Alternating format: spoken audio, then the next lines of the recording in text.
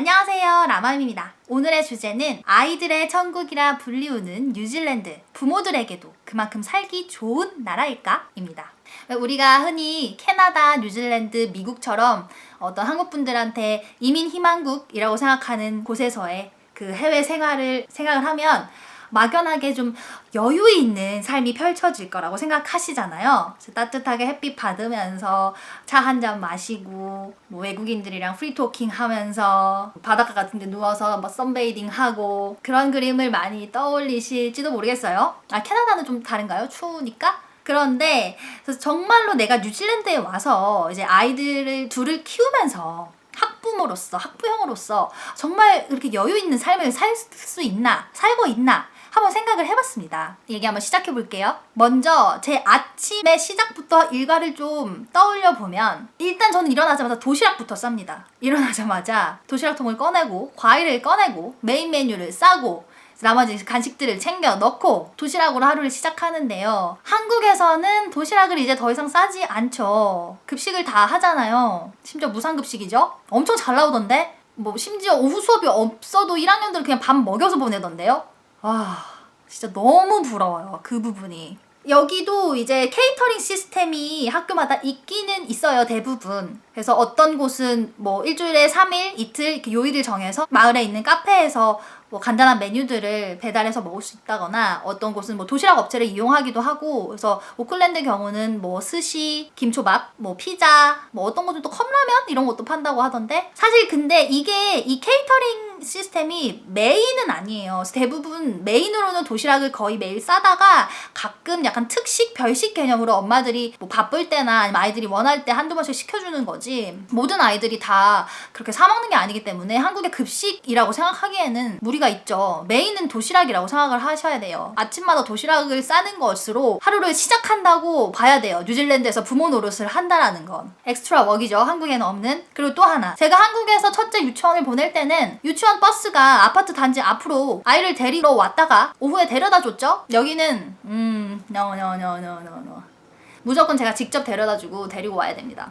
이제 시골에 가면 한 5km, 10km 단위씩 이렇게 좀 멀리 떨어진 주변 농장지대에 사는 아이들을 위해서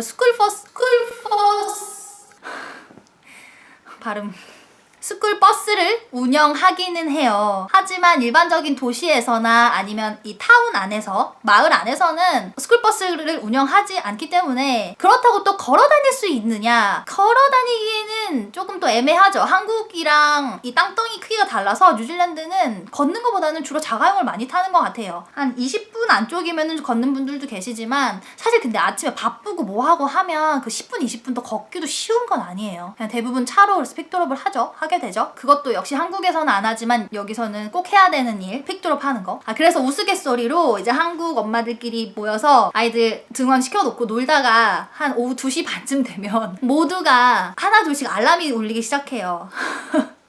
아이들 픽업해야 되는 시간이죠. 그래서 하나 둘씩 자리를 뜹니다. 그래서 우리가 뭐라고 얘기하냐면 신데렐라라고 얘기하거든요. 3시간 되면 다들 신데렐라가 유리구두 신고 달려나가듯이 자리를 박차고 아이를 데리러 가야 돼요. 그리고 아이들 키우면서 또 가장 중요한 일이 뭐가 있을까요? 먹이는 거죠. 아이들 먹여서 키우는 거. 먹이는 일이 진짜 중요한데 한국은 집 앞에 나가면 반찬 가게 다 있죠. 웬만해선. 마트만 가도 즉석식품이며 뭐 국, 전까지 요즘 다 팔잖아요. 제사 음식도 심지어 파는데 배달도 되죠. 반찬 배달. 반찬뿐만 아니죠. 외식도 쉽죠. 밤에 뭐 족발, 짜장면, 피자 아무튼 뭐 간단히 먹고 싶을 때 바쁠 때는 얼른 전화해서 배달시켜도 되고 집 앞에 나가기만 하면 외식 메뉴도 얼마나 다양하고 저렴해요. 뉴질랜드는 메뉴 자체도 다양하지 않은 데다가 한식처럼 건강한 메뉴들도 아닌 데다가 비싸기도 한 데다가 현실적으로 오클랜드에서 한국마트 가까이 사시는 분 아니면 반찬 가게를 자주 이용하는 것도 쉽지 않죠. 저는 뉴질랜드 와서 반찬 가게에서 반찬 한 번도 안 사봤어요.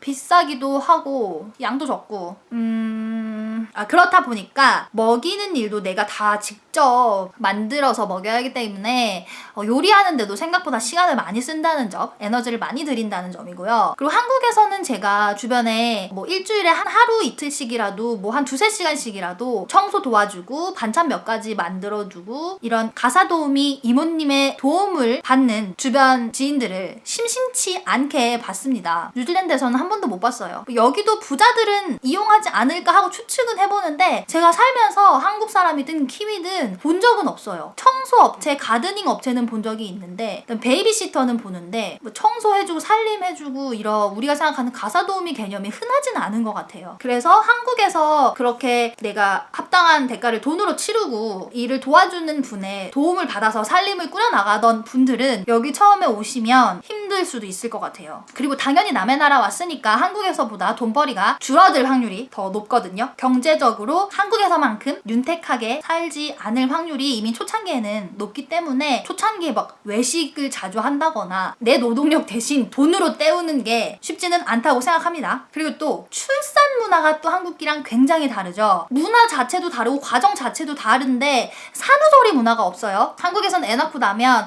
여기저기서 여러 가지로 도움을 많이 받을 수 있죠. 조리원에 갈 수도 있고 돈을 내고 전문가의 도움을 받을 수도 있고, 하지만 여기서는 아이를 낳는 과정부터 낳고 나서까지 모든 것이 다 어떤 초보 엄마 아빠의 몫으로 돌아온다는 점. 출산 얘기 좀 더 해보면 제 친구가 지나가는 말로 자기는 조선시대처럼 출산했다고. 병원에서 출산을 하는 경우가 일반적이긴 하지만 그만큼 여기는 조상원에서 출산하는 경우도 일반적이고 심지어 홈버스도 있어요. 집에서 낳는 거. 저도 만약에 지금 제가 살고 있는 여기서 정말 만약에 셋째가 생긴다면 병원까지 1시간 거리이기 때문에 지금 집에 욕조에서 낳아야겠다라는 생각을 하고 있거든요.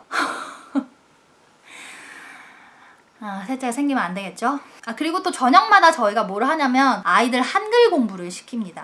한국에서는 영어 교육 때문에 힘드시겠지만 여기서는 한글 교육 때문에 또 신경을 써야 해요. 이중 언어가 그냥 맘 편하게 될 것 같다라고 생각을 하죠, 막연하게. 하지만 막상 나와서 아이들 영어 느는 걸 보다 보면 깨닫게 됩니다. 이중 언어가 그냥 쉽게 되는 게 아니에요. 아이들이 영어를 빠르게 습득하는 만큼 한국어를 훅훅 까먹어요. 따로 집에서 한글 쓰는 거, 읽는 거 가르치지 않으면 절대 배우지 못하고요. 한국어도 신경 써서 아이가 까먹지 않게 알려주고 한국어의 단어 수준을 넓혀주지 않으면 아이가 알고 있는 단어 수준이 굉장히 빈약해집니다. 저희는 벌써 지금 3년이 아직 조금 안 됐는데도 어려운 단어는, 한국어 단어는 영어로 반대로 설명을 해줘야 되는 상황이 생겼어요. 예를 들어서 어차피, 당연히, 불행, 유지 이런 단어들 있죠? 그런 거는 영어로 풀어서 설명해주지 않으면 아이가 좀 어려워하더라고요. 지금 한국 나이로 8살인데 그러니까 한국에서 한국어만 배우면서 자라는 아이들보다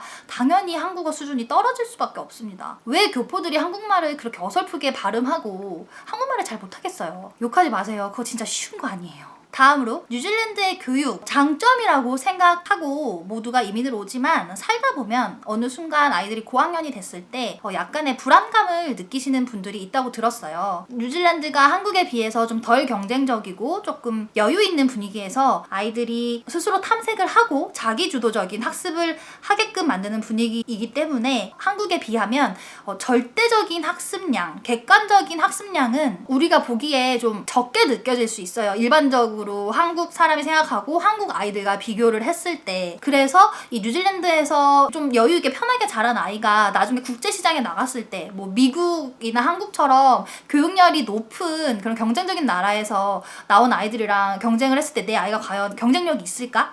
이런 불안감을 아이들이 고학년이 되면 부모들이 조금씩 느끼기도 한다고 합니다. 뉴질랜드 교육이 가진 장점과 단점 2가지를 다 보여주는 양면적인 사례라고 볼 수 있겠죠. 마지막으로 또 하나, 한국에서는 사실 인종차별에 대한 걱정은 하지 않죠. 아이가 사춘기가 됐을 때 학교나 친구들 사이에서 조금이라도 자기가 어떤 다르다는 걸 깨닫고 정체성의 혼란이 온다거나 짓궂은 친구들이 뭐 인종차별적인 놀림을 한다거나 그런 거를 당할까봐 걱정을 안 할 수가 없죠. 그런 걱정을 한국에선 안 하지만 여기 와서 살다 보면 부모 마음이 약간 미리 마음의 준비를 하게 되는 부분이 있어요. 사실 10대 때는 불근불근 하잖아요. 그러니까 뭐가 옳은지 틀린지도 모르고 막 공격적인 시기이기도 하고 철없는 행동도 많이 하고 말로 사람한테 상처도 잘 주고 그런 시기를 이제 지나야 하는 아이들이 걱정이 되는 게 이민 1세대의 부모의 마음의 현실적인 걱정입니다. 이런 점들이 한국에서 아이를 키웠다면 신경 쓰지 않았을 부분들, 뉴질랜드이기 때문에 내가 좀 더 불편한 점이 있지 않나 라고 생각을 하는 부분이고요. 이런 점들을 감안해 봤을 때 결코 뉴질랜드에서 아이를 키우는 일이 그렇게 현실적으로 여유 있거나 하진 않죠. 바쁩니다. 오히려 더 정신이 없이 하루가 후딱후딱 지나가고요. 이 모든 것 더하기 내가 또 영어 공부도 해야 되잖아요. 내가 아이를 키울 때 다 영어로 소통을 해야 하는 일이니까. 그렇다 보니까 사실 더 필요한 면이 많아요. 하지만 뉴질랜드에서 아이를 키우기 때문에 얻을 수 있는 장점도 분명 있습니다. 가장 큰 건 입시 경쟁에서 탈피할 수 있다는 거죠. 더 많은 정보, 아이들 교육비를 지출하기 위해서 내가 더 많이 일을 하고 더 많이 벌어야 하는 거, 그리고 옆집 아이보다 뒤처지지 않기 위해서 우리 아이를 닥달하지 않아도 되는 거, 이게 어찌 보면 가장 큰 장점이지 않을까 싶어요. 그리고 공기 걱정 없는 거, 그리고 사회 부패 지수가 낮기 때문에 기본적으로 신뢰 있는 사회라서 적어도 먹거리로 이 사회가 장난을 친다라는 생각은 하지 않고 뭘 아이들을 먹여도 좀 편하게 먹이고 있어요. 유기농이나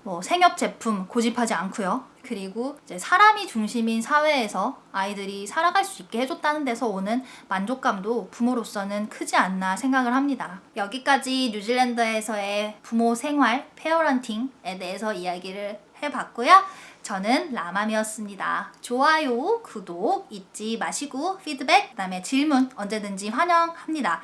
댓글에 공개적으로 적는 게 좀 망설여지시는 분들은 제 블로그 링크가 저희 채널에 여기저기 많이 있어요. 블로그는 비공개 댓글이 가능하니까 그곳으로 연락을 주셔도 될 것 같아요. 네, 여러분과 더 가깝게 소통하며 유튜브 재밌게 하고 싶습니다.